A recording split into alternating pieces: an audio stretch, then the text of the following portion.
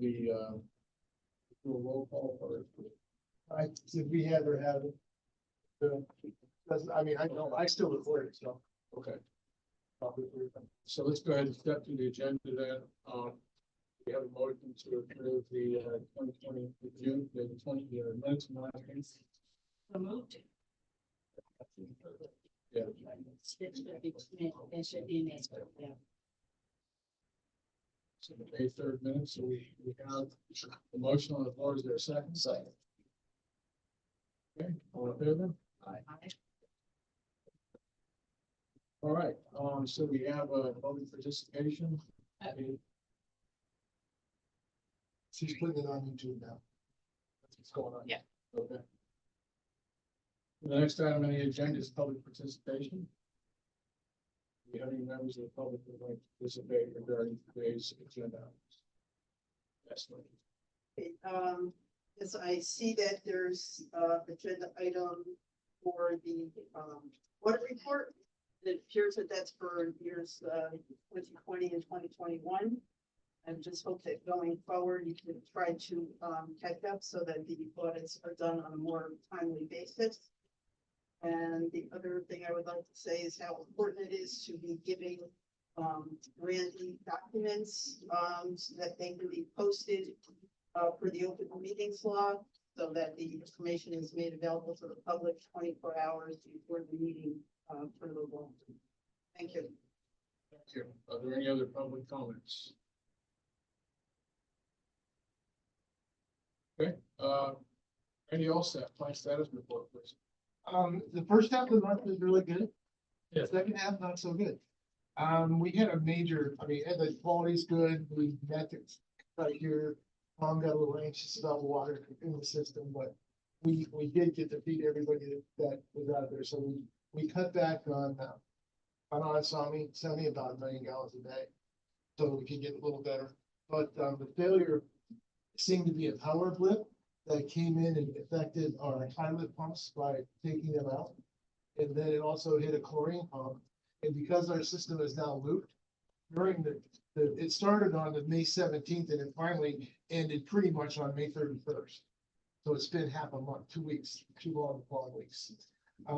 Because then what it did on this loop, it started hitting other things. It's like, what's it gonna take out now? Then it took out some filters, then it started a chemical pump, then it went to the IPS and we had water in places. It was not good. Our staff jumped in and did what they had to do to make it work. And we got through it. So right now we have the pilot pump number 4 and the chlorine and tackle pumps still in manual. And they're supposed to get that taken care of this week. But this weekend was awesome. It was just like a whole weekend. It was great. Randy, can you comment for everybody? This is really, as you said, a blip. This is something that's highly unusual and never happened before. Right. Can you talk about what you're doing to assess what happened and why it happened? It's equipment or it's There's surge protection. operation or what happened? The power blip, if you don't have proper surge protection, it can take out the controls. And that's what happened on the pilot pump and then the chlorine pump. So it's going ahead and getting better surge protection. We know what caused the surge? Central Hudson or anybody Central indicated? Hudson, it's Central Hudson, it just happened. Because it's going on. I don't know. We're gonna speak with Central Hudson. We're also gonna get to look at our electrical from some other people to see if we're missing something. We've had issues in the back. That's why we have the EPS system on the new units because of power. And we've had issues with ozone, with power fluctuations. And so, but we worked through it. I'm comfortable that we got to handle. So we don't think that it was equipment. We think it It was. wasn't equipment. Equipment was fine. It had to do with ozone. So That's thinking why we about could surge, operate everything in manual. surge protection would be the thing to think about most then. Yeah, in and terms of we're putting preventing together a anything. word to make the recommendation of what we really need to do. We lost 2 chemical pumps through this. So that's the only thing that really got big. And then we had some people, so we got updated. What's the damage on that? The 2 pumps were $34,000. I think all the consulting work's probably gonna be another 20 to 50. So it's gonna be expensive. It's not a good year to be expensive. We're spending, having issues, but we'll figure out ways to make it work. got a decent on our budget. So we end up putting things off or doing something different. We don't want, we want to keep as close to the budget as we can, but we still haven't touched the contingency. That we haven't had years. I think there's, Brian? We Would need the to damage, notify the carrier right away.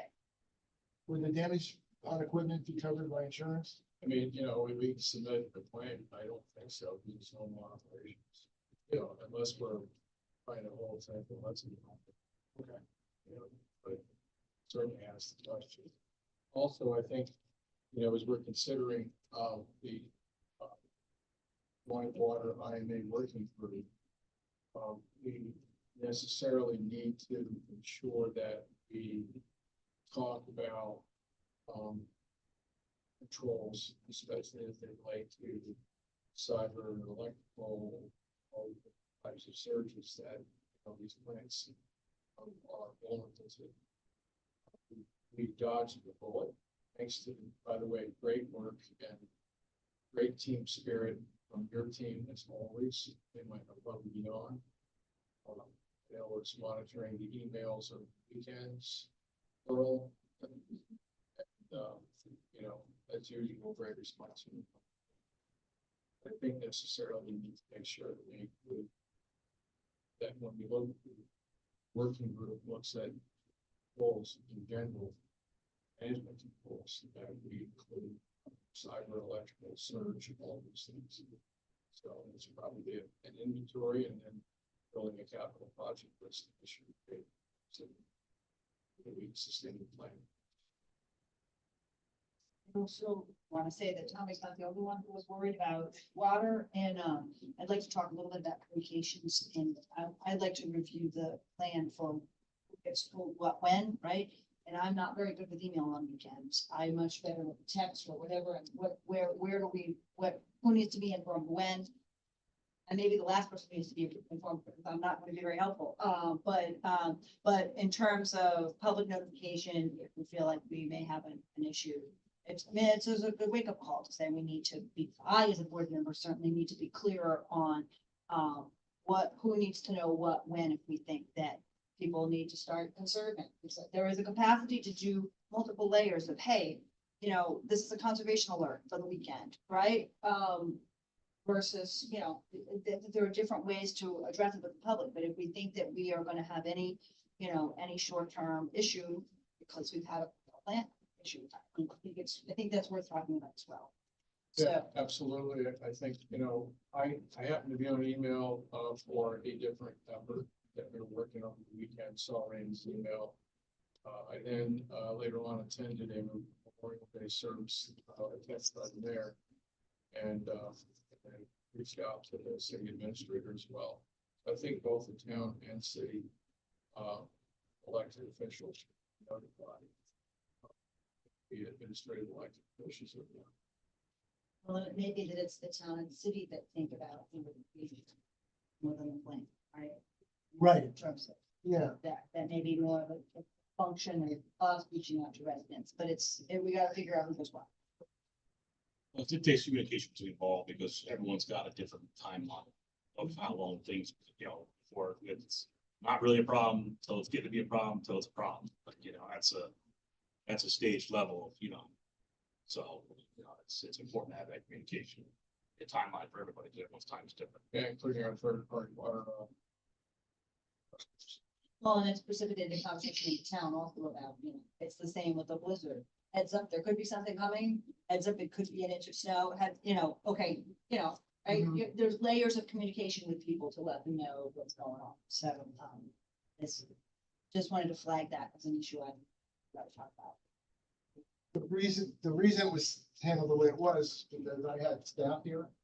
And they could do what needed to be done to make sure we could get the water out. Sometimes it took a little longer than Tom would like, but we, Well, Tom didn't have as much time as you did. but I mean, there was some rough periods of it, but I was comfortable we could get it back, and we did. He needed it by midnight, I got it by 4 o'clock. You know, so we got it done. But again, it was really strange because things happened here and then they happened over there and then they were back over here. It was crazy. So crazy. But right now, the plant's working just perfectly, yeah. So, I want to echo Brian's appreciation to everybody who came in and got that to happen. I know it was a lot of extra hours, a lot of not very good times, so. Yeah, Not it was when the you'd rather be doing holiday something weekend, else. right, yeah. And, but it was interesting because the guys did really well and the girls, everybody did good. Everybody, we had to have an operator sit at the desk to watch the screen to make sure nothing came on or went off. Full time, one guy just sitting there. We haven't had that ever. You know, but it had to be done at the time. So, and then maintenance had to have people here 24/7 because we wanted to change a pump. We couldn't do it unless maintenance was here. So that's the kind of stuff we're going through. But not anyone complained. They were just a team. They just, it was great. It was really good. And then you'll be like, wait, I learned so much. Because a lot of things hadn't been done in a long time. You just so rely on, you know, your controls. But we had enough history here that we could get it done. Sorry, that's another question, right? It's like, if manual's gonna, if there's a chance of manual being needed, right, then how is everybody ready for that? Worried about losing any institutional memory that might be. Anyway, sorry, Brian. No problem. Is there any other discussion on the plan status report? All right, hearing none. We'll probably be reporting on that next month or talking more about it next month, but we get some.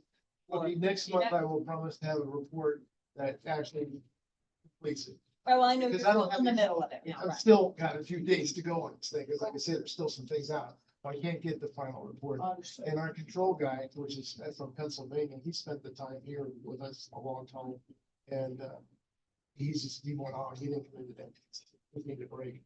You know, and then he'd be sitting working on the thing and then I can't think anymore because I'm so tired. That kind of thing happened, but we got through it, so that's a good thing. So, Yeah, so I think the takeaway from this discussion is that, whether it's a subgroup, board, or maybe we make it a board discussion topic, in the near future, or perhaps the IMA working group takes this on, we need to document, our, you know, plant casualty, response. You know, what does that procedure look like? And then I think the other takeaway is that to make sure that we have a full inventory for all goals as part of our IT practices. That's something that definitely want to take up. So whatever group we had, take a look at this collectively, deliver. Take those the two takeaways. All right, hearing no further discussion on the plan status report, we'll move on to item number 4, the operating budget status. right now, we're 42% into the year and we're spent 32% of our budget. So we're doing all right. Certain lines show higher than we desired, but we can move things around. And we're all right at the moment. We're gonna do everything we can to make sure we keep it in the budget. Great. Okay, so let's move on to the filter and TSST replacement projects. There's a little bit of overlap with the capital plan item. We'll hold off on that. I'll report out for the city. The city's passed both bond resolutions for the filter and the sludge tank projects. It is our intent to fund the filter project discussions with plan administrator, plan superintendent. That is definitely the highest priority. And we've again been discussing with the superintendent that the sludge tank, though it is in need of repair, that the city is in the process of putting together its capital plan now. So we just turned that over actually a month early to the council. By our statutory filing date or approval date is August 31st. We'll have a better idea about when we can fund the sludge tank. I think 25 or 26 for that. For the filters, we need to work with Aaron Moore and Ryan Vaughn so that we can ensure that we all go to EFC at the right time so we get filters.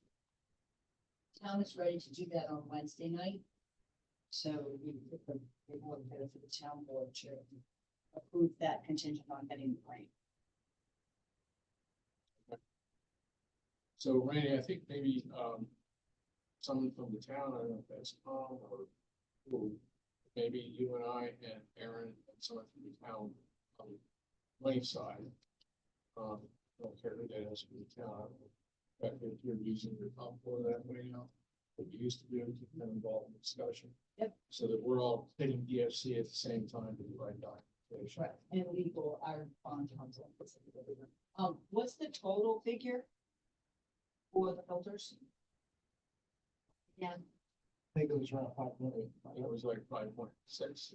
Yeah, and we would hope to get 40%. that's what the range is that they give you. That's not higher end for 40%. But they do 40%, we would match 60%. Right, And then the city and town would support that. But it could be as low as 20. It's the typical split without grants, or that's the typical grant borrow split 80-20. And if you have this additional lead grant that could offset. Wow. Are we applying to be for, is it for loan as well as? We itself is a grant, yeah, we as a grant, EFC is the loan, yeah, We're applying for both. right, that's my understanding, yes. yes. What I've asked Aaron to do is give us an updated schedule, because everybody knows we're looking for the June date now, we're in June.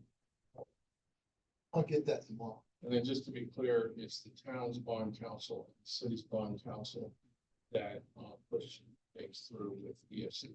Right. Okay, any questions about item number 5? Hearing none, let's move on to the RFPs for the water board engineer, lawyer, and post study.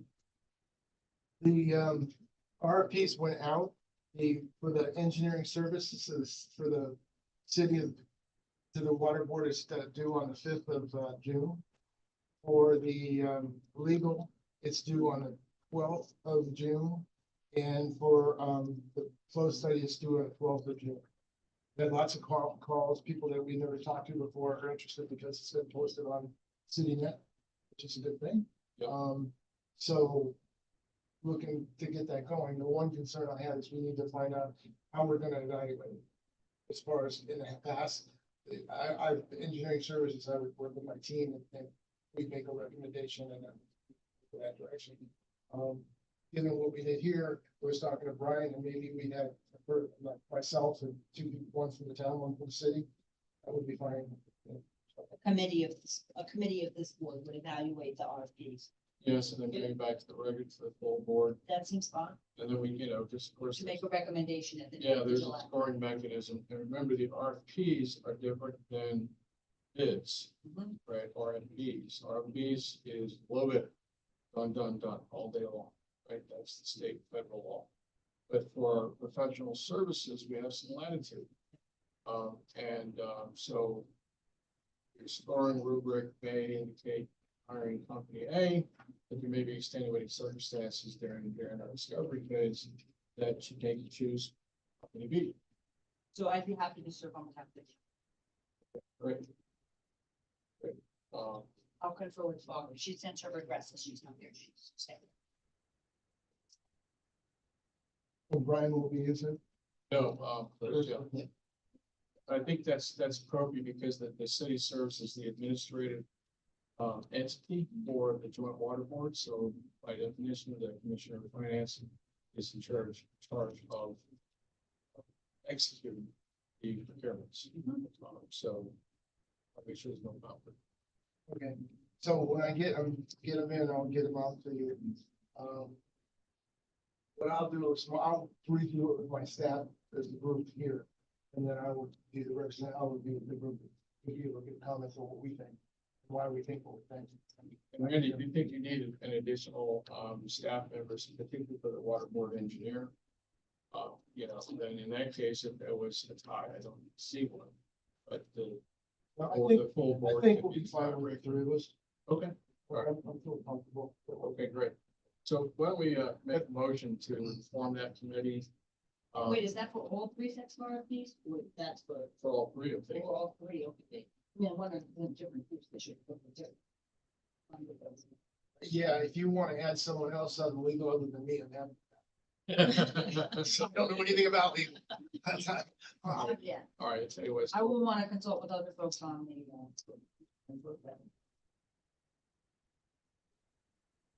so, yeah, on the flow study, we'll come back with a city rep to do that. I'm thinking our city engineer, with grade, not a board member, but probably the most qualified at the city to evaluate those, PRPs. and the proposals. So, Legal, I'll put my name down for legal for the city. so you're using, okay, so for the engineering board engineer, it's gonna be Rebecca, Chris.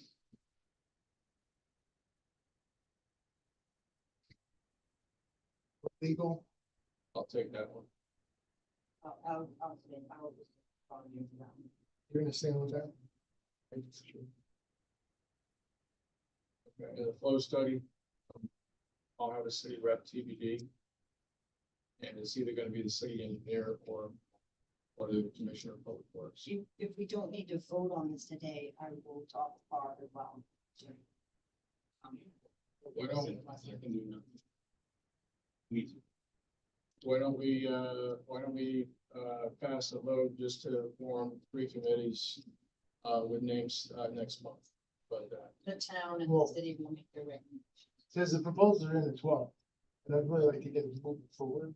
Yep. So I don't wanna try to, I'd rather not have to wait till the next board meeting to get it to start the review process. Do we So need June- to vote on June this on 12th, all three this? of them? the 6th. One is on the 6th, which is the legal, and the other two are the board engineer and the flow study of the 12th. Wait, I thought you said engineering was the 5th and legal and flow study was the 12th. Yeah, I think he misspoke, because Okay, the you're way right. I understand it is engineering and flow study on the 12th. Legal on the. Yes, sixth or fifth. And I would suggest that we have one committee that looks at the engineering and flow study on that when they plan on the 12th, and another that looks at legal when that comes in on the day after tomorrow, whenever that is. Yeah, that- Legal's on the 12th. Joint water treatment facility engineering services. Flow study, June 12th. This is the proposal for legal service, June 12th. And the water board engineer, June 5th. That's what you said the first time. Yeah. Gotta go back to reading them, I can get it right. Okay, so we're good with, 2 names in the city and town for the water board, engineer. We're good from the city and town for lawyer. And that would be Rebecca and myself. And the flow study is, TBD, 2 names. But you know what? I'm gonna offer you a secretary. Let's just make the decision right now. Yeah. I'll do it. I got Do you wanna do that? Great. So Tom from the town and Chris from the city. And we are now covered for all 3 RFPs, and hopefully we can get those back for our next month.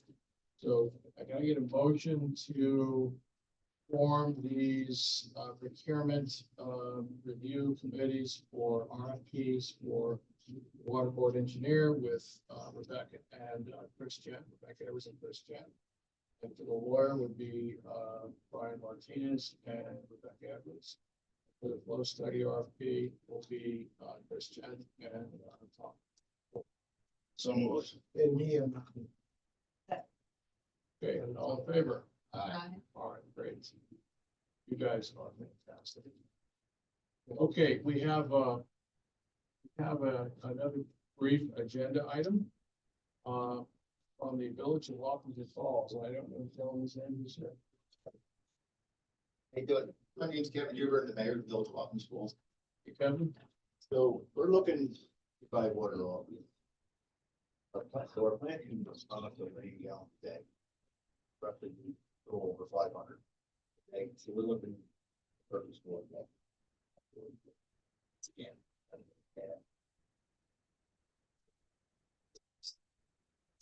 Start out here. And you are replacing the water that you are make yourselves, or you're gonna have But some? we're gonna use your water instead of ours. We're looking for a price. So you need $1 million? Oh, well, we could do up, water plant could do up to. What's your daily usage? Daily use is a little over 500,000. So do you know what your requirement will be?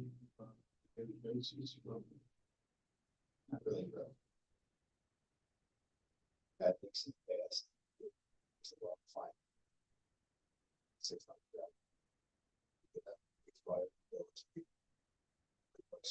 Respect our things. Town. Turn the valve on, so. do you have any statistical data you can give us on the usage? You can email. Yeah, let's do that. Let's do that, and Go to the board of health yet? About. Yes. Solely on us? Yep, so we talked to the, Dan Keeler came to one of our board meetings. So, right, let's start. Having a meeting with the board, like, we have another project coming. And go room, you don't want to be.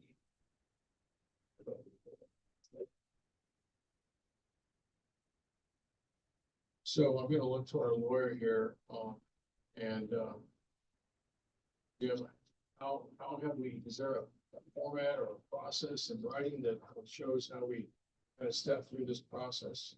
No, we don't really have a format. There is an existing agreement, a backup water supply agreement that was negotiated with the village several years ago. Back in 2022. That agreement was, I believe, for 500,000 gallons. It was, basically on a temporary basis, so it wasn't day to day. We had negotiated a rate with respect to that. Maybe about how much have they taken on that contract? I haven't really seen that. So, so the intent of the agreement when it was originally negotiated was to provide a backup water supply so the village could do work on the system. There was a discussion about replacing, or painting some of the storage tanks and Storage tanks and maintenance. Water softeners. so that was really the intent of the agreement was to provide them a source of water on a temporary basis with their original, with their regular facilities offline. The rate was, there was an initial rate of $2 and it's $2.763 per 1,000 gallons. Which was broken down between source of supply and transportation. That number came from basically advancing the prior contract with the village of Wapengers, which was 2005. 6. I think they left us in like 2002 or 2003. It was more well, yeah. Yeah, so, We're worried about forming time. Yeah, it was because of course. That was 8 or 9, wasn't it? yeah, So why don't we do this? This deserves a more in-depth. I think we need to put together a set of requirements, start to determine the contractual arrangements, take or pay, but it sounds like to me. And so we can get some statistical data, and perhaps we can get Randy to make some recommendation regarding your requirement. We'll build it out so we can get a good ask and then we can get some numbers on it. That sounds all right. You, Yeah, all right. contact the Randy. So Yep. that'd be good. if I can ask a couple questions, right? So we have customers in the city and the town of Poughkeepsie paying retail water. And then we have the take and pay contracts. So we're contemplating this as a take or pay contract. With the idea that, I don't know, that's why I said, I think we should work on the requirement, right, what's the ask? I'm not gonna fall. Right. We have all new board members, I think, with a couple of exceptions, so. I'm super in favor of providing other folks with water. I'm also super in favor of retail customers in the town and city of Poughkeepsie not subsidizing water that's going elsewhere, but that we are all, all of us who are paying the same rate. And I recognize that sometimes we're sending water into another system and some of the maintenance on that system and so forth is being delivered elsewhere, but I just want to put that in the mix, right? As Yeah, we think absolutely. about what, trying to even this system out so that. And another great topic for the board and the IMA working group. Because third-party water sales, I think as documented, are a bit inconsistent. What we did originally is we set our rate based upon how much it costs to make the water. And so we said, and then we also, how much it is to pump it to the source. And then we've inflated it every year by the CPI. And so, that know that when the wholesale water, there's not, you're not having billing, I do the billing, so it's not like 100,000, 3,200 bills or something like that. So you don't have to do that. A lot of infrastructure is being handled usually, especially the county, it just goes out. So the money's in the town, the extra money for the infrastructure. Yeah, So so, and and that's why it's so reasonably priced, and it's lower than the city town, but because it is really a good part, there's still a good profit in there, because right now we're looking at, we produced water last year for $1.14 a thousand gallons. By taking their rate and moving it up to the current, I calculated it was $3.18. So we will talk about. I agree with Rebecca, that we need to be able to prove the business case. That's what I want to challenge my team to do, and hopefully bring this discussion forward, and I'm a working group and to the board, is we need to consider the cost of capital improvements, right? Because it's not, that'll, making the water is a cost of operations. Ensuring that we have a plant that's resilient on the face of climate change, cyber threats, all of these other things cost money. So all of our, in the future, I think we really ought to consider, those, not just cost of operations, but we need to consider infrastructure costs. Plus distribution. So the distribution costs, and then we're looking at bonding. The town is looking at bonding. I think my math is right. Our half is gonna be 2.24 million for filters, and we're trying, we need, there's just a lot of that needs to get paid for. Well, so, but the math is a little weird, because going back to the 1994 agreement, again, one of the issues I brought up in 2022, this whole idea behind a working group, we need to look at our infrastructure costs, because right now, because the city reserved rights to some larger percentage of water capacity, the city pays 55 cents on the dollar, the town pays about 45 cents on the dollar for all new capital projects. So right now, even though now the town is using, I think, twice the amount of water that the city is using, the city is now subsidizing the infrastructure by 10 cents on the dollar. So another topic for today, but something else for really wrap our brains around, because and the IMA has not been updated since 1990. So to the capital expense issues, most of the contracts that were negotiated previously had a provision in them that indicated that pro rata share of the capital costs could be added to the contract. However, some of the smaller capital costs and projects that were ever added. Well, and my issue with that is that 2 years ago, I asked the board, then as the commissioner of finance and not a member of the board, but as the entity administrator, asked the board into capital planning, because the board had not done capital planning prior to that. So I'm going to say that even though there was intent in those contracts, there were no collections made, no sharing of costs. So because we weren't watching school. So that's something we need to correct. Not just in theory, but in practice. So, to the board's question, you could handle it two ways. You could either build in the capital cost to the rate that's charged. And that way you don't put in that later pro rata provision, which makes it easier to collect the capital costs up front. Or, you can do what, Yes, what was done in the prior contracts, but like I said, one of the problems, as you noted, is that Jim Colby, Yeah, Jim, I think your comments are well placed and well taken. Because heretofore, Randy has a great capital list. 5 big valves, 5 more big valves, and it's all there, but it's the cost of operations. So we've been paying for it out of HIDE rather than having a capital plan. So now, here we are with, I think a total of about $8 million between just two projects. And boom, there's no 5-year capital plan or even a 3-year capital plan. Because now, and ready to put both of those projects in the capital plan. This is all worth, this is about changing our practices, changing our behaviors, and then also sharing costs with our third-party customers. I mean, the other thing that makes it a little bit more complicated is that the bonding and the servicing, the debt service is at the city and the town level rather than at the board level. So, you Splitting it among some of our other take or pay customers, then we might not have bond. so, well, I mean, but like I said, just from an accounting point of view, some of those debt service costs may not be reflected in the joint water board budget because they're being funded at the city. Would those collected costs go to 2 separate accounts?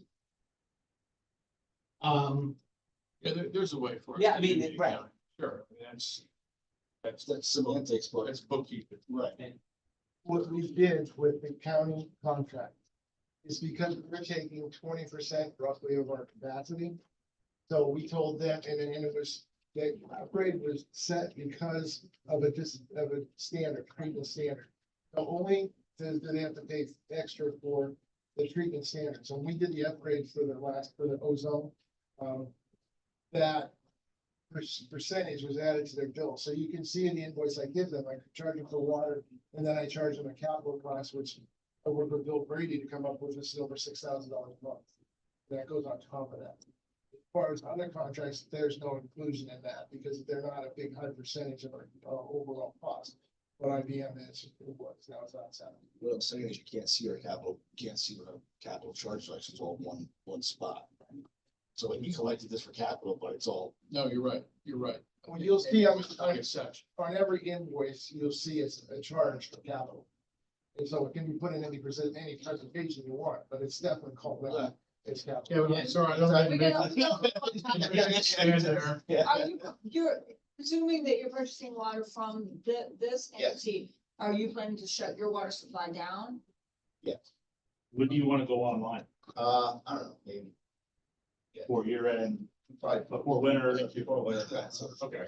No, Five So we got a permit. Wait, so we're looking into a green center. To all for about finance. We're gonna get out another loan, $5 million loan. It's more debt. Have to take. Well, I guess, in order to not have to get it done. Correct. I guess one question, Kevin, I know, historically, there's been a lot of political issues in the village. with respect to the water. Is there a vote that's required to switch over for this contract or not? Is it just a straight? I think it's just straight. Yeah. Water board open doors, one building. Okay. That's what I thought, but Well, and then also, there's another thing is that, the town and city councils are gonna have to agree to this, and it's another issue that I have, because that's the town. and city councils have right, these councils have not previously agreed to third-party water services, it's not part of our practice. They probably want to. Giving up capacity from the two primary owners. So it's another kind of ripple. You'd be a great guinea pig, Kevin. Thank you. Good to see you. Thank you. Thank you. Yeah. We'll try to get an answer to you. Okay, I'll get the information to Randy. Great. Okay. Thank you. Okay, with that, we're excited meeting tonight. With that, let's go ahead and do, the audit reports. We have Montedio Group up first, and Alan, patience, a little bit more than 25 minutes to get to your, agenda. But hopefully this, helps you, gain even more perspective about this. Please, without further ado. Okay, thank you. Good afternoon. My name's Alan Walther. I'm a partner with the Bonadio Group. We have completed the audits for the joint water project for the years ending December 31st, 2020, and December 31st, 2021. I see on the table in front of everyone, I believe, there's printouts of the PowerPoint presentation that I created. So instead of sharing my screen, I'm just going to scroll through it and go through that. The audit reports were issued in their final form a couple of weeks ago. I prepared the PowerPoint just to simplify, condense. And as I said, we've completed 2020 and 2021. We are in the process of working on 22 and then into 23. So I know there was a comment regarding getting caught up, and the anticipation is that by the end of 2024, the water project audits will be caught up currently. So the first slide of our of my PowerPoint presentation, the services. So what do we do for the Poughkeepsie Joint Water Project? Well, we audit your financial statements, and we completed the audits, as I said, for the years ended December 31st, 2020 and 2021. In conjunction with that, because You want to show your presentation on our screen because you're not sharing right now. okay, I can. Yeah, you guys have it in paper, but I can share. Actually, I think. I think that would be good for the folks who might be viewing remotely. There we go. Okay. Okay. You guys see that now, right? It says I'm screen Yes, we do. sharing.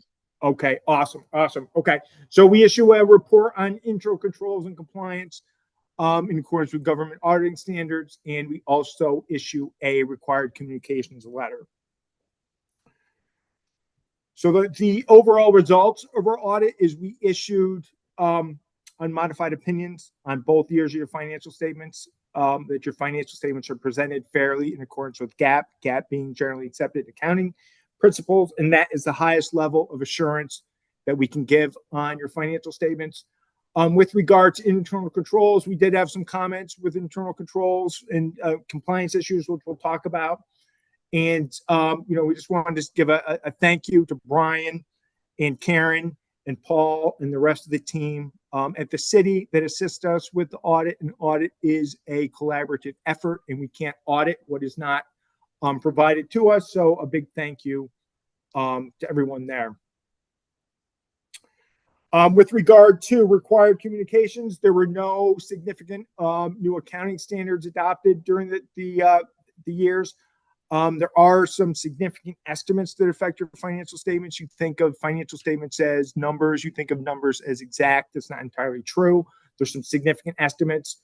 Depreciation on the capital assets. So that's based upon estimated lives, useful lives of the equipment that the water plant utilizes.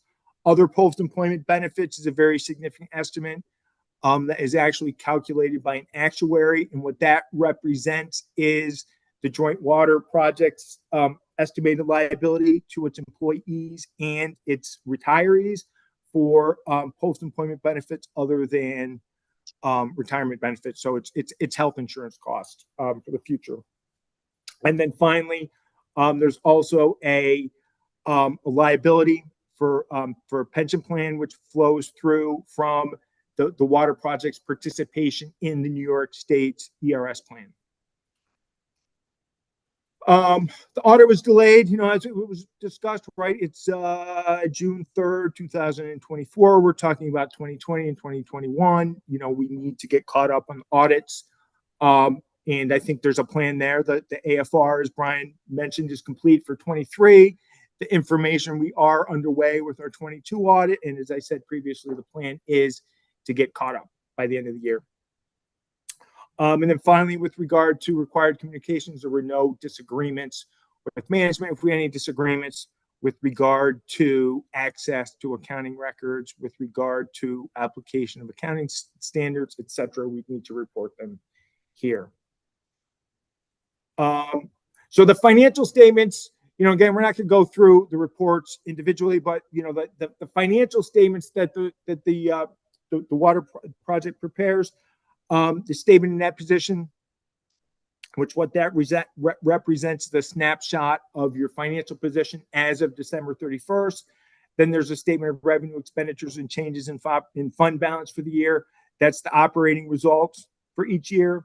And then finally, there's a statement of cash flows that shows the sources and uses of cash during the year. So the financial highlights, and what I did here was I just summarized the information from the audit reports are issued, a single year basis. So I just summarized the information from each of the audit reports. The current assets are predominantly receivables. Non-current assets are predominantly the capital assets that the water plant uses. Deferred outflows are pass-throughs from OPEB, other post-employment benefits, and the pension plans. Current liabilities are your accounts payable and your accrued liabilities. Non-current liabilities are primarily your pension liability and your other post-employment benefits liability. And then deferred inflows are pass-throughs again from your participation in the ERS plan and in the other post-employment benefits plan. So the accounting formula here is your current assets, deferred outflows, or the debit side of the equation here. Liabilities and inflows are the credit side. And then, the debits minus the credits get you to your net position. Your net position at the end of the year of 2021 was approximately $26.2 million. Yeah, before you leave, could you maybe comment on the fairly large delta in non-current liabilities? Yes, I believe the primary driver there is the change in the ERS plan, the pass through that each year, as the New York State pension plan completes its own audit, it provides a letter to the Joint Water Project, and then we reconcile back to that. And I believe that the $2.5 million delta there is primarily just the difference in the valuation of the plan and the pass-through liability there. So what we're talking about, folks, is the value that is owed to the pension fund by the joint water entity, given the cost of pensions. So the really smart mathematicians, the actuarials, rebalance what they think the value of those liabilities are to make sure we make pensions, pay the pensions in the future. So you can see that the valuation went down after the pandemic, kind of a weird, expected to go up, not down. We've seen pension costs, all benefits in general, just skyrocket from about 2019 to 2020, and it's starting to ease a little bit in 2021. So, but I thought that was kind of interesting. And then could you also comment on the deferred inflows, just so the board understands a little bit about those? So the deferred inflows is very similar, Brian, to the non-current liabilities. Those are, I guess the best description are smoothing entries that the ERS plan and the other post-employment benefits plan, where they just kind of park things that will be recognized in future years. And again, the $1.7 million, I believe the large increase there is actually on the other post-employment benefits plan. Could you say that again? Large increase, we lost you. To the the OPEB, the other post-employment benefits. Other paying employee benefits. Any other questions on the statement in that position? No, and I think just a comment for the board is that you see that, those non-current liabilities, those projected pension payments in the future went down, but the deferred inflows are for other employee benefits. So it could be workers' compensation, it could be cost of medical and health. All those things went up, and we saw that across the board in the last couple of years. So it could be in 21, 22. Okay. The next slide is the, again, summarized revenue, expense, and change in net position for the 2 years. The operating losses are relatively similar. A $653,000 loss in 21, $861,000 loss in 2020. Added to that is non-operating income. That small number is interest income that you earned. Capital contribution is charged for the plant. Mathematical formula coming up with your change in net position. Net position declined 701,000 in 2020 and in 2021 about 328,000. Added to the net position at the beginning of the year brings you up to the 26,218, which we just spoke about. It is important to remember that, of that, the declines in net position, non-cash expenditures, depreciation is included in there. And then those pension liabilities, the changes there, and the other post-employment benefit liabilities as well, all get flowed through the statement of revenue, expenses, and changes in that position. Any questions on that? Okay, and then the last statement that we have is the statement of cash flows. We show cash as zero each year. Is consistently the way that we've done it. Is we show it as we reconcile the cash back to the due to from the city of Poughkeepsie. So operating cash wise, the joint water project has shown positive operating cash, 87,000 in 2020, 226,000 in 2021. And then, most of that money flows right back out as capital related cash flow for, to maintain the equipment. You had small amount of investing cash flow of $326, $447. Each year, again, it just reconciles out that the net cash is zero. But you see the real operating change in cash in the due to from the city of Poughkeepsie. And then as I said, our internal control findings, I had said previously, with regard to the government audit reporting, we just had a comment about the audit timeliness, which, I know, everyone in the room there is aware of. The audits are late, it's 2024. We're talking about the 2021 audit. Significant work has been done. As I said, we are in the process as we speak of doing the 2022 audit. And the expectation is to get caught up by the end of the year.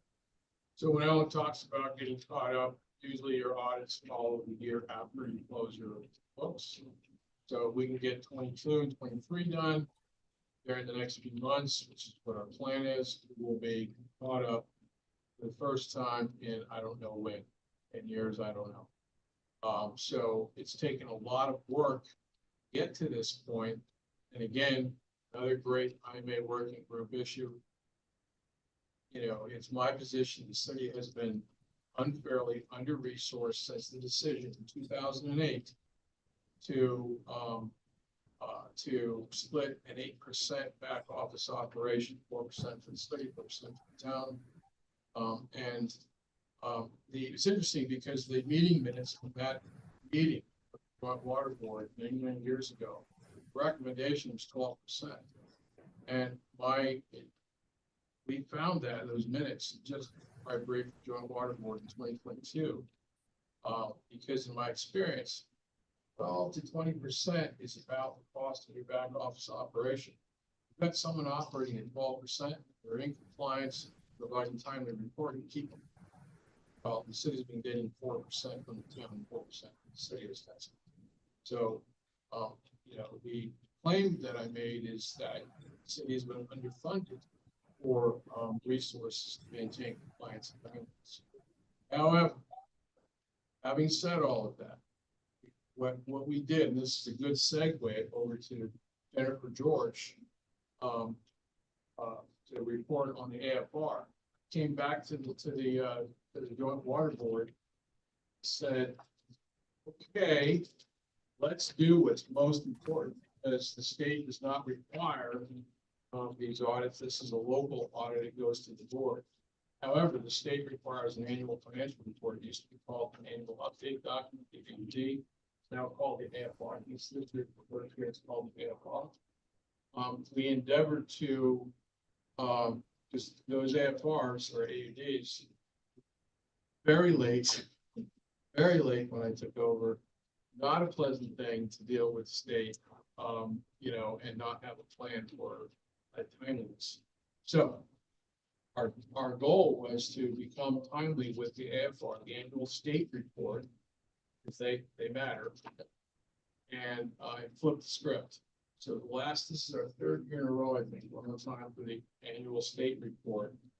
And we then said, okay, let's see if we can get 1.5 audits done every year. That's pretty much what we're doing with our partners at RBT and also with Bonadeo as well. So hopefully by the end of this year, we'll be all good to go regarding timeliness. And I provided all the board members copies of the actual audits for your reading pleasure. I would call your attention in those audits and the public to very back of these reports. There is a little scorecard there, and on page 29 and 28. And that's where you want to jump to. Right? You're not looking at the numbers. You want to say, okay, are the practices okay? And so I want to call your attention there because there was a material weakness identified. Our auditor and I agree, yeah, not timely. And so timeliness, and Alan, you will agree with me or not, but the material weakness was about timeliness. Right, we couldn't. Correct. Documentation needed to get this done on time. So we're hoping in the future that you'll see this unmodified. Tell us about the unmodified. What does that word mean to you? Unmodified is the highest level of assurance that we can give, Brian. So what that means is that our opinion is that the financial statements fairly state the financial position of the Joint Water Project. Great. And so the material weakness is timeliness. There are no significant deficiencies and no non-compliance to report as well. So those are good things we're looking for in these audits, right? Our practice is sound. So I would invite you to take a look at both of these reports at your leisure. So are there any other questions for Alan before he disappears on us? Okay. Thank you. I haven't heard anything. Alan, thank you so much. And we're going to bring you back for another performance here, hopefully before the holidays. And we'll be able to all rejoice that all of our compliance and reporting is up to speed on time. Excellent. Okay. I know you've done a lot of work with us, with the group, also with RBT, so that our practices have effectively changed. What used to be hard is not as hard. So I'm very hopeful that in the future, this will be more of a routine thing. We can take this off our plate. Thank you. Thank you, sir. Have a good night. Good night. Thank you. Good night. Bye. It's not really for the auditor, but we are holding a fund balance. We're not generating much income on investments at all. It appeared in those audits. Is that an issue for the board to discuss? Absolutely. Is this town participating in a high yield savings like that class? We're in that class. Okay, so we're in that class too. So, I would like permission from the board to investigate participation in night class. I don't know if we can do it legally as this entity, but I would like permission to investigate that. Why? Well, high yield savings accounts right now are at 5.25-ish. We expect them to come down maybe a point and a half. The bottom line is that for many years, most of the savings accounts you get in your bank or 1/4%. And even, before the run of an inflationary, this bond cycle that we're in, 1/4% is still a lot less than 2%, 2.25%, 2.5%, which is where NICLAS and ILAP were even, 6, 7, 8 years ago. So we're holding an average of, I think a couple $1 million, $1 million to $2 million. So, that, just doing the math, it's 50 grand roughly per $1 million per year. So, and we need that kind of money for our cash flow. So, the city, as the administrator could, if it's legal, set up one of these accounts, and then what we do is we transfer the money. It's usually like one day, transfer the money out of the accounts and you pay your bills. And you keep putting money in. There's a couple different things that we can do. It's liquid. I don't know whether we need an investment policy, and I don't know whether the city and town would need to sign off on it, but we should certainly be investing more aggressively. So it may not more aggressively sensitive jump outs, but I mean, we ought to be putting money into the places where we're gonna get a yield on. Yeah, by definition, like NILAP, look at the name, liquid asset fund. Yep. So it's, you want to put it in your bank account, a little savings, and gets 1/4%. You want to put it in these are, let me back up, these are cooperatives that are allowed by New York General Municipal Law that, give huge amount of purchasing power to go into the money markets.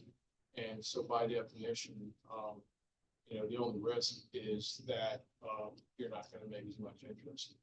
Dollar for dollar, they're insured, so. I mean, I'm assuming that joint water tanks are. I imagine what they didn't give up any of it. Yeah, I don't know. I believe the Muni keeps their fund. So I would think a Muni could be, would could, but that's a joint entity as well. Similar, we have bonding authority. So I think it stands alone. It's the same. So could I get a motion to, ask the city to investigate participation in, I think they're called, what's the technical term used? Municipal cooperation agreement. Is what they're under general municipal law. And then I'll bring that to the board. I'll probably investigate NILAP and NICLAS. Those are the two leading providers in New York State. And again, these are allowed under state law. Providing you additional information, but if you want to look on your own, look for municipal cooperation agreements. And have fun with Google. So. The second. All in favor? Great, then I'll take that for action. What's the 8% equal to? Cost. 8% of what? Oh, operating costs. Yeah, for what the administrative. Randy, where are we at? 6 million for your budget, 6 and change? Yeah, just about, just Yeah. a little under It's that. about 480,000. Split 2 ways. About 248, something like that. So. So, and that covers, all the accounting, bill paying, all the benefits, workman's comp, timekeeping, payroll, health insurance, all the insurance, employee paying benefits and all, for example. And then, auditing, so contracts, contract management. All those things. And I'll be bringing that back to the IMA working group. Because that, we started the discussion in 22. Gave a report that showed the cost breakdown for all of these things based on actual costs. And it wasn't- No, I just, I put a number to that percentage rate. No, I think it's a great question. It's a great question. I think it's important for all of us to understand business aspects as well as the technical aspects. Okay. Jennifer George from RVT is going to talk to us about the annual financial report. Okay. I'm gonna excuse myself. It's my daughter's last elementary school concert. So I apologize, but Can't miss that. I gotta go. Have a good night, everyone. Focus on it. See you guys. I get it. There's only a limit. There's a limit to how much accounting information.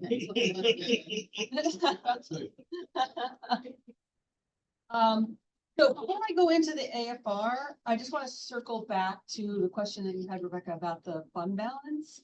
So what Alan was reporting on is actually not the way that Joint Water does their books on a regular, everyday basis. His report is on a GAAP basis, generally accepted accounting principle, which, as you'll notice, showed that the Joint Water had a loss for each year, which you might have said, well, how could there be a loss? Because we share all of the costs and everything is supposed to be covered. Well, that's because the IMA is set up so that it's current, actual, real costs that are split. So what's included in the financial statements is depreciation, which he mentioned, which is a non-cash item, right? So you buy a car now, it's not worth as much 2 years from now because it's depreciating. But that is not a physical cost. You've already split the cost of buying the car, so you're not going to record the depreciation. Also, all of the pension and the other post-employment benefits that he was talking about, those are all actuarial soft numbers, right? They're estimates. And so pension, you get an invoice every year from the retirement system. That's easy. That's split between the entities. However, then the actuaries get involved and they say, okay, well, if we had to fully fund the retirement system, how much more would that be? And they give you an additional liability. That is not part, that is considered in the expenses on the financial statements, but that's not part of the costs that are split between the city and the town, because that's not actual cash. Nobody's coming to you and saying, write me a check. Just like the other post-employment benefits. Okay, so over the next 50 years, this is how much we're projecting, the actuary is projecting. I need to start moving my hands, the camera's going crazy. No, it does follow people around and I hear you out. So I'm going to put my hands down. I was sitting where Randy was sitting and found that it kept zooming in on me very alarming.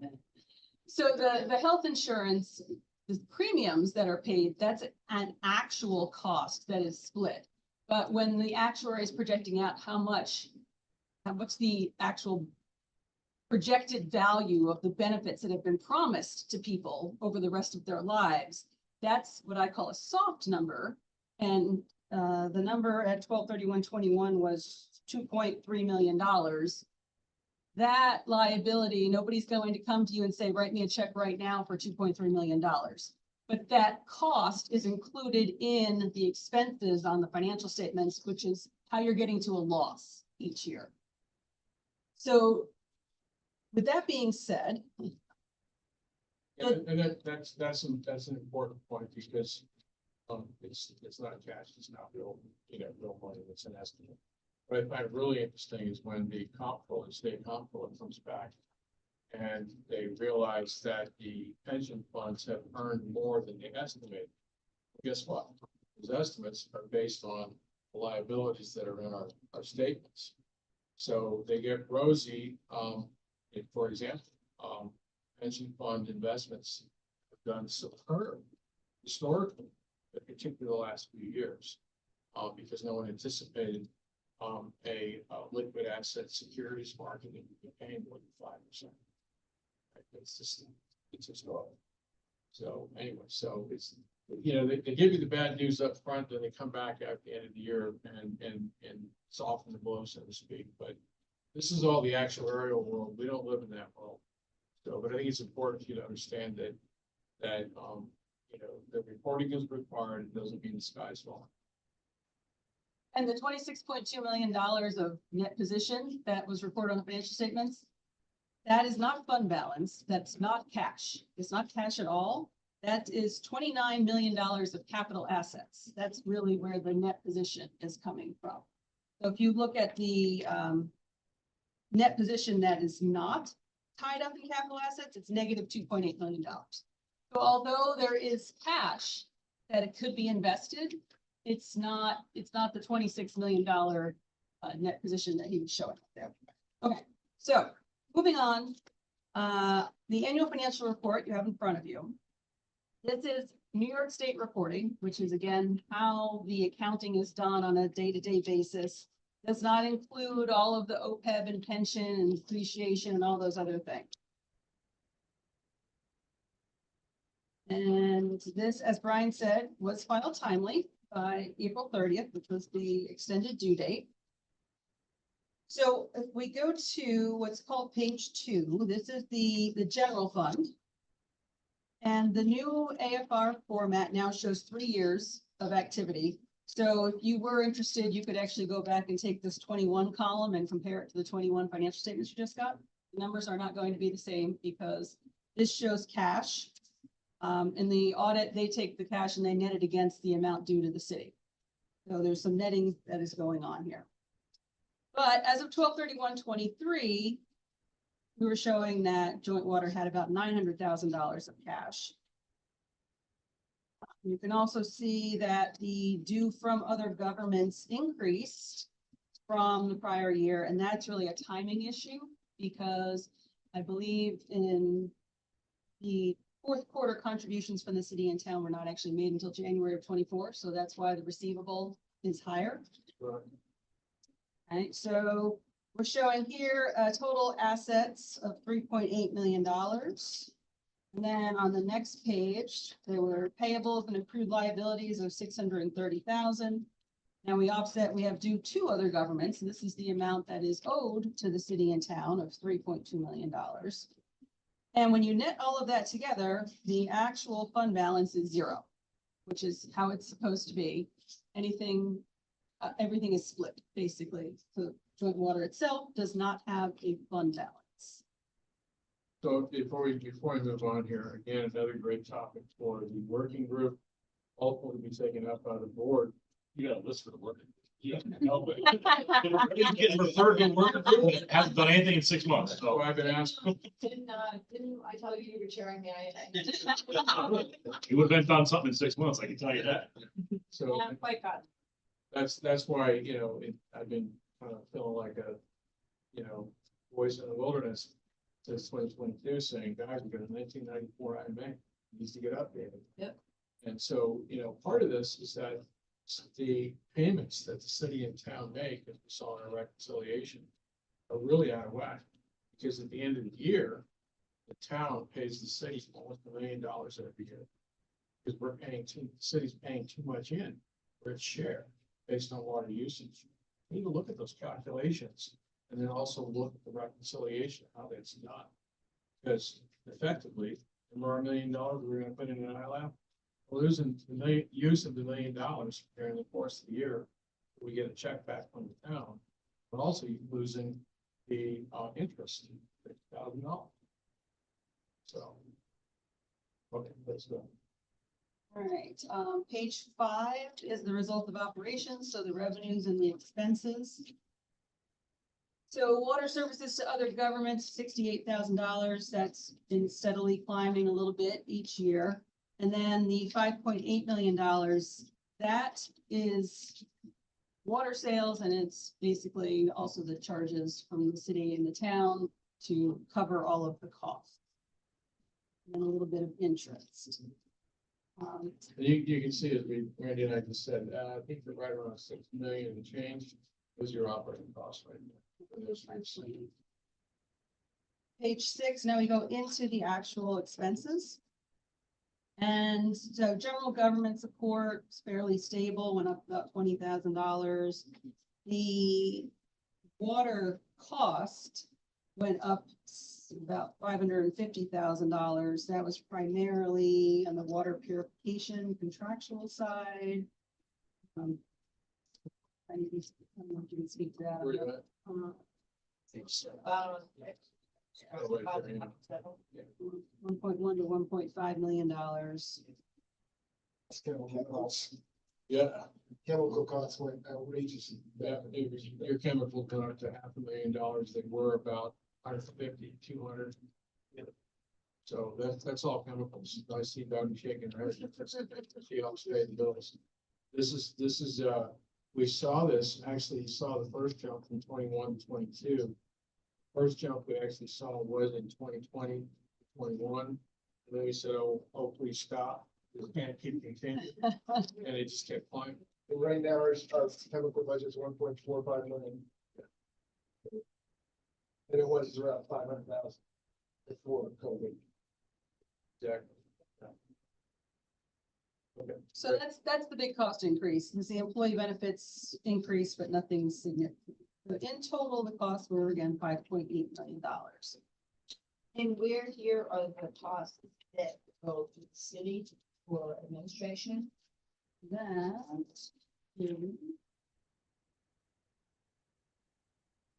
I believe that is on page 6. General government support. Yeah, general government support. That's not 8%. 4%. It's 4%. It's the town's 4% contribution. So the town's 4% is here, but the city's is not. So the city, it's assumed that the city, I guess the way we've been doing this for eons is that it's assumed that the city is So it's covering that some of the way. yeah, income, yeah. So we can certainly look at that, but like I said, if we put in another $250,000, then you'd write a check back to the city for 1.25 million instead of 1 million.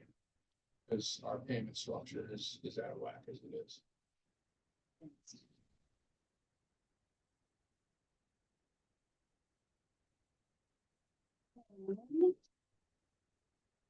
On page 10, this is the budget. As you can see, it's got, The others are 6.3, 0.4. it's got 22, 23, and 24, the adopted budget. So it went from 5.2 to 6.1 to 6.3. Yeah, so notice that it's over $1 million in 2 years, it's about 500,000 per year. And we can attribute the majority of that. Well, two things. One, we started building a capital plan in 21. So we put that money aside. Randy no longer has $600,000 in his operating budget for capital equipment. We're paying for that now, showing that separately in the capital plan. Still comes out in terms of debt, but then that debt is paid by the city income. So it shows up in our individual budgets. My question, I don't know if I'm sure or not. Basically, everything that we do on third parties is all built by CPI indexes, the rates change, well, like that. How does that compare to like these numbers? Like, well, our stuff's going up versus going on the index. I'm not much about this. Oh, I gotta tell So you, are we losing, like, holding into that line? It's a great question. Or are we the short getting answer, that, or are we, you know, short making- answer, you know, like, short answer is yes. Because Yes, we're not, we're losing this? we're not watching the store. We are not keeping up with inflation. So Right. that- Trying to use that CPI index as a guideline. Isn't doing it. I think it depends, you know how many CPI indices there are? Oh, I'm just trying to figure out what baseline, if that's not accurate for the way, as much as we're doing or producing, or the wording is to be correct. Then we should have another thing that we use that for our, And there needs to be a rebalancing, more, in the IMA group. we need more Me capacity. too. We need more capacity to analyze, whether or not these contracts are performing as intended. Yep. So, I mean, that's the simple answer, but, Randy's story about, we took $500,000 or so, around $600,000 per year out of his operating budget and said, let's call it capital. We have a separate capital equipment budget, which ends up in our debt, city and town's debt, for borrowing from the EFC, or the state revolving fund. Go, well, why isn't there an extra, out of this growth, $1 million, 1.1 million between these 2 years? There's your chemicals. It should have grown by it should have only grown by $500,000. But because of the cost of chemicals came back. There's some other shocks in here too. Employee benefit and some other things to talk about.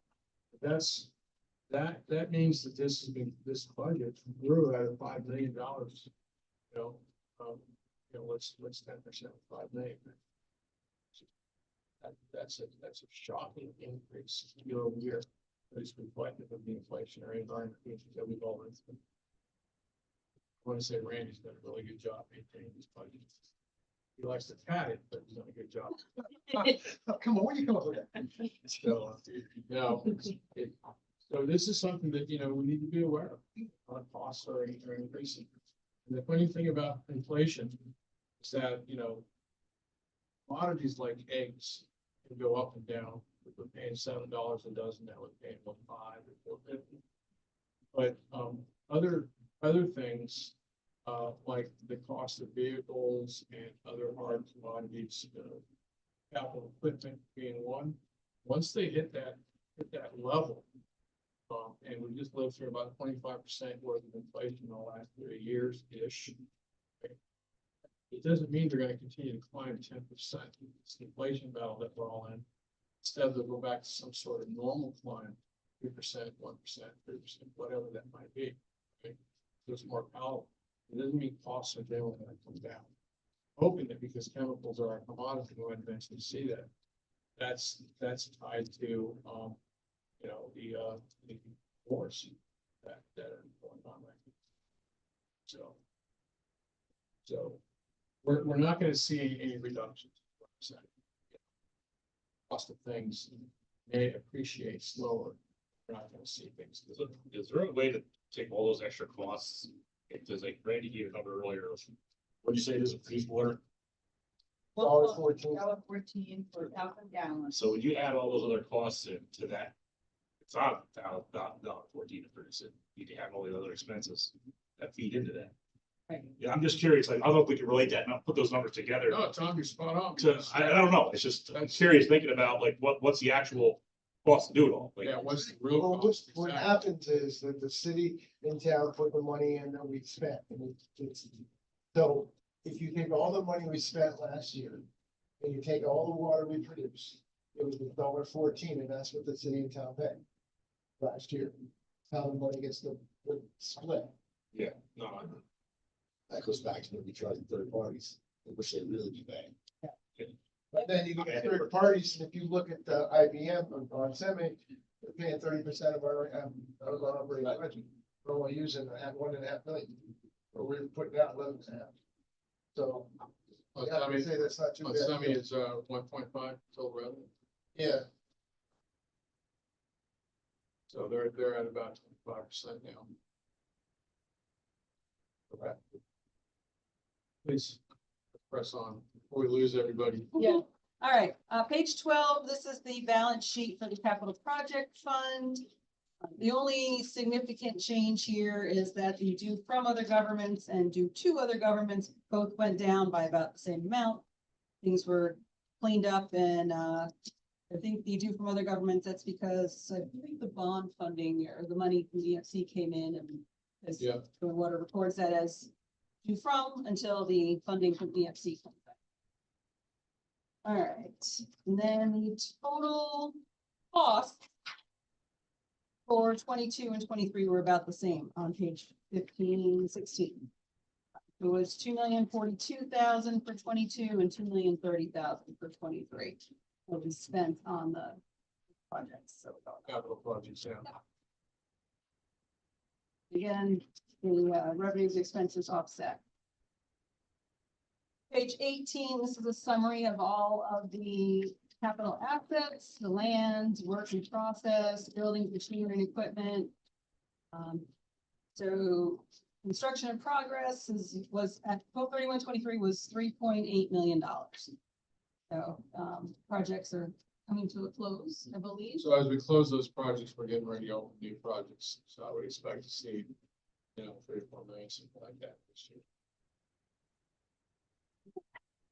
Start putting the filters and all that. Right, so the New York State also requires statement of indebtedness, bond repayment items, but it's just no longer scheduled yet. There are no schedules for that. Page 24 shows the bank reconciliation. These are the accounts that joint waters money is sitting in. There's 3 different accounts. And just reconcile between the bank balance and what is on the cash accounts shown on the AFR. This kind of gives you an example of the actual cash on hand as of this date. It fluctuates between 6 million and 50 million. During the course of the year. Right? The CAF was fully collateralized. It's part of the city's collateral package. And the last page, this is a New York State schedule that nobody else requires, but they do. And this shows all of the employee benefits that joint water employees participate in. So you got the state retirement system, social security, workers' comp, life insurance, and basically the number of people that are receiving the benefits. All of them are full-time except for the medical insurance, which there are a few retirees that participate in. Total employee benefits for 2023 was about $800,000. So it shows that our benefits about 14% roughly of our total.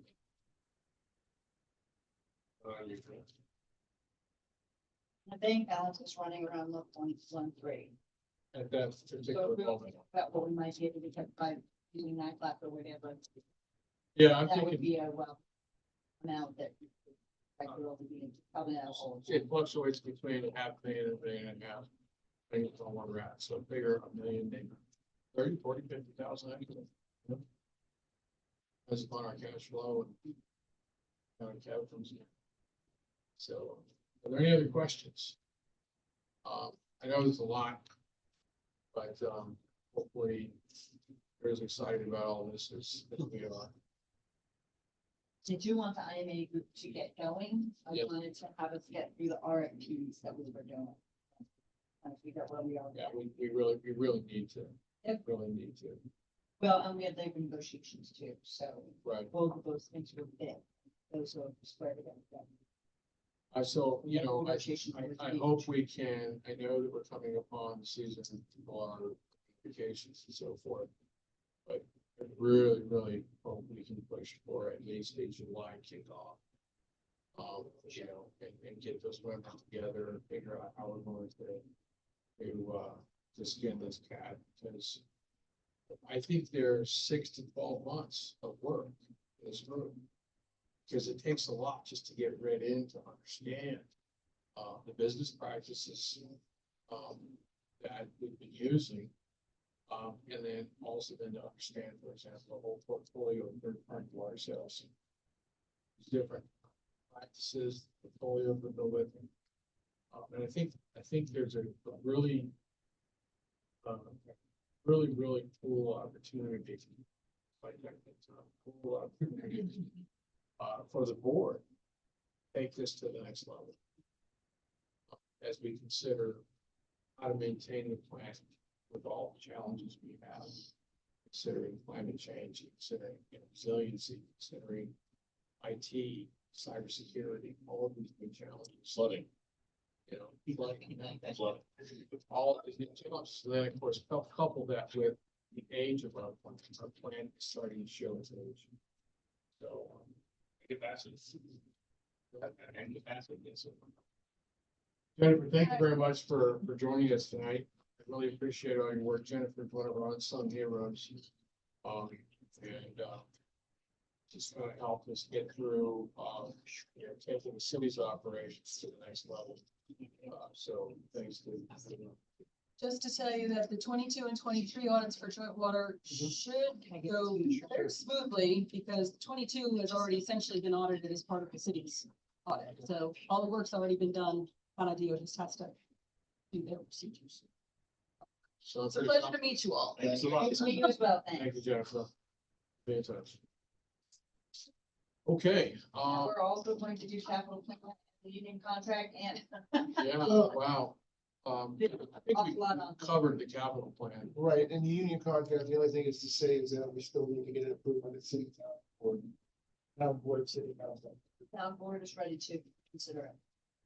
Yeah, so I think our lawyer and HR are in the format. I expect to see that approved by the council hopefully shortly. Do we have a final version that you vetted and wanted from you? I don't know if you made any changes or anything, but. I haven't seen The anything. version that came H- from, Our HR and folks council have, so I can follow them, see where they're at.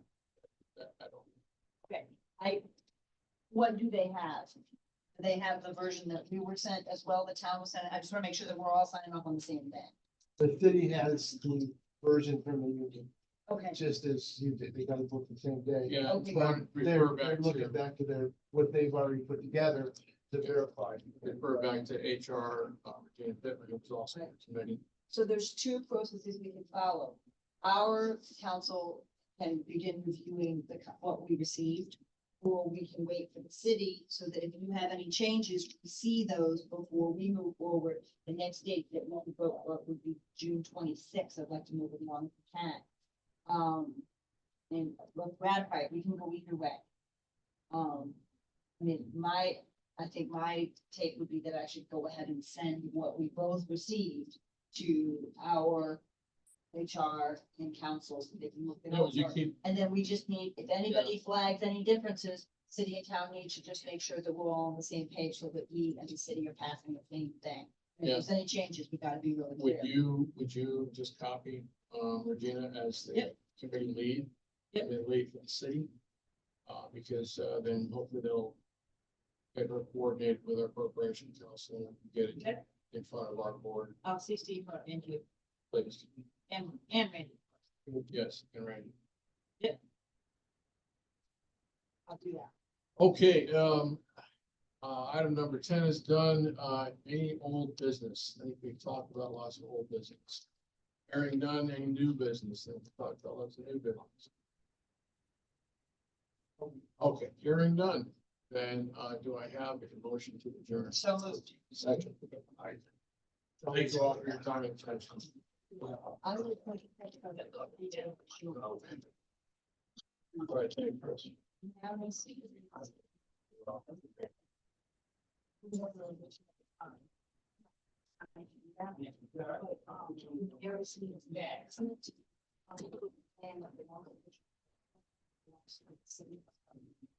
Mm.